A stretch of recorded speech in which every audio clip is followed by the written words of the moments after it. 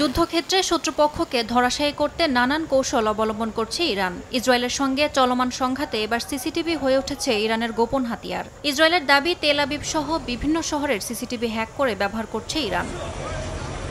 Bloomberg এক প্রতিবেদনে বলেছে, বেসামরিক সিসিটিভি সিস্টেম হ্যাক করে ইসরায়েলে ক্ষেপণাস্ত্র আঘাত হানার তথ্য সংগ্রহ করছে ইরান। পরবর্তী হামলা কোথায় হতে পারে এবং সঠিক স্থানে নির্ভুলভাবে আঘাত হানার বিষয়টিও তারা এসব সিসিটিভি ফুটেজ বিশ্লেষণ করে ঠিক করছে।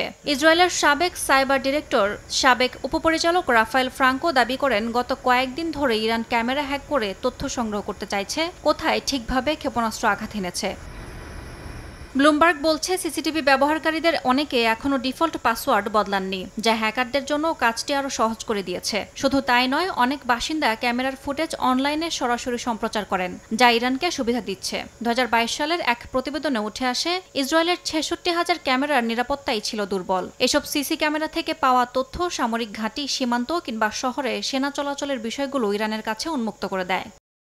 ব্লুমবার্গ আরও জানিয়েছে, শুধু ইরান নয়, একই কৌশল ব্যবহার করেছে হামাস ও রাশিয়া। 2023 সালের 7 অক্টোবর হামলার আগে হামাস গাজা সীমান্তে হাজার হাজার ক্যামেরা হ্যাক করে বিশাল তথ্য সংগ্রহ করে বলে দাবি করেছে গণমাধ্যমটি। রাশিয়াও ইউক্রেন যুদ্ধে এই কৌশল ব্যবহার করে সামরিক চলাচল শনাক্ত করেছে।